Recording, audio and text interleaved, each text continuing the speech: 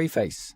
Hi, my name is Heath Gascoigne, and this book came about out of frustration and a belief there had to be a better way of delivering projects which delivered real value to an organization.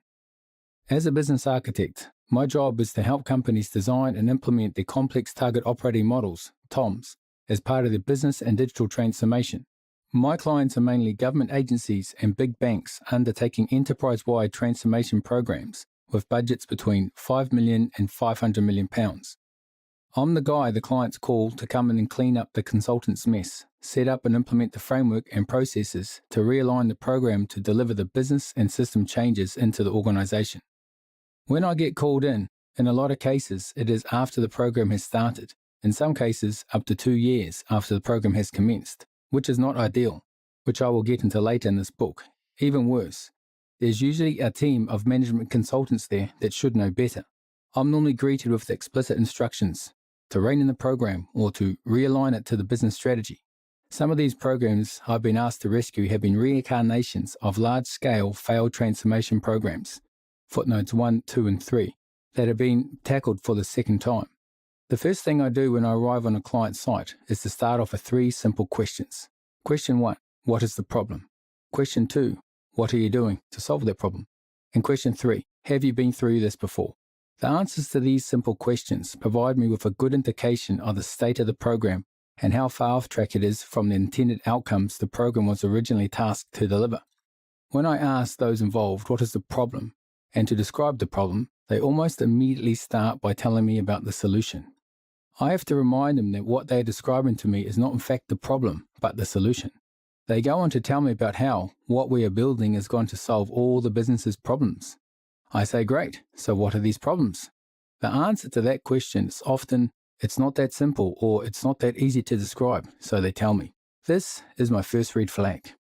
The next question, what are you doing to solve the problem, is almost always met with a description or presentation of what they are building and delivering, which again I ask them to clarify, and for what problem was that solving? Again, that answer is not that clear. This is my second red flag. The third question, have you and or the organization been through this before, is almost always answered with a resounding yes. To which I reply, great, let's look at the lessons learned, so we can learn what worked last time, do the things that worked and avoid the things that didn't. It's often at this point when I'm greeted with the response, well, there aren't any. And that, my friends, is when my trifecta of red flags highlights to me why I have been brought in on the job. Apart from these answers being a cause of massive concern to me, the truly frustrating part of it all is that while these programs themselves vary in terms of scale, complexity, drivers, and motivations, the stakeholders seem to always insist that their situation is unique and that no one else is going through or has gone through these situations before. In reality, all of these programs face and share one of the most overlooked and underrated issues, and that the stakeholder is simply too close to the problem. This is because they are focusing on the wrong thing. They are focusing on delivery and less on discovery, and by not defining or describing the problem properly or clearly or by the right people, you end up solving the wrong problem, which isn't the one that they were originally meant to solve. I will provide plenty of examples later in this book. They are unable to see that what they are going through is a clearly defined process that has a beginning, middle, and an end. The problem with the process is not just that they have virtually started in the middle, i.e. building a solution, and skimmed over the beginning, i.e. understanding clearly what the problem is they are solving. They have almost always not finished the program at the actual end. The program doesn't actually end when the solution is implemented. It actually ends at program close after the solution is delivered, and most importantly, after the lessons learned are captured and agreed.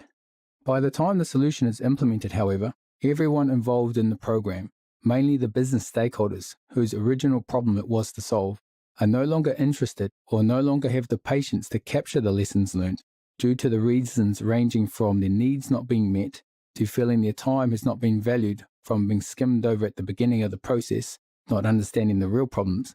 Lessons learned are often only partially recorded or not to a sufficient level that is reusable the next time round. So when the next time comes, it's literally starting from scratch, and they are looking at it with the wrong lens. They are looking at business problems often through a technical lens. This is like holding a hammer and thinking every problem is a nail.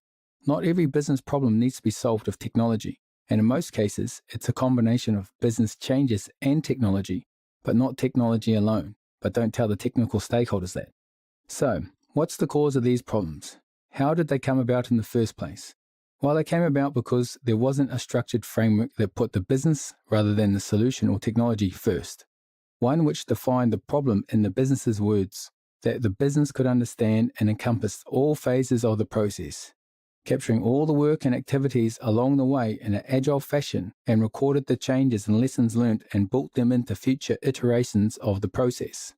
What they needed was a framework that clearly traced everything from the needs and concerns raised at the CXO, portfolio, and program level, all the way through to the actual physical changes implemented in the organization, as well as a record if they were delivered as originally specified.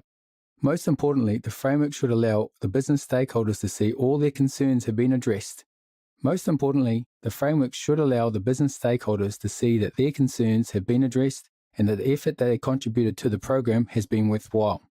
So, what is the answer? The answer, and the answer to many other questions, is this framework, HOBA, House of Business Architecture, which is covered within this book, The Business Transformation Playbook, How to Implement Your Organization's Target Operating Model, TOM, and achieve a 0% failure rate using the 6-step Agile framework.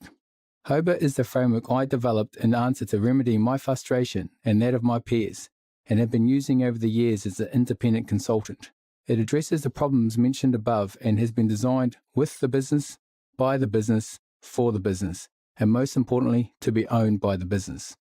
HOBA puts the control back into the business's hands in a language the business understands to drive and deliver the changes that allow an organization to execute on its business strategy and transformation and realize its planned business benefits. I hope you enjoy it. Heath Gascoigne, founder and CEO, HOBA Tech Limited.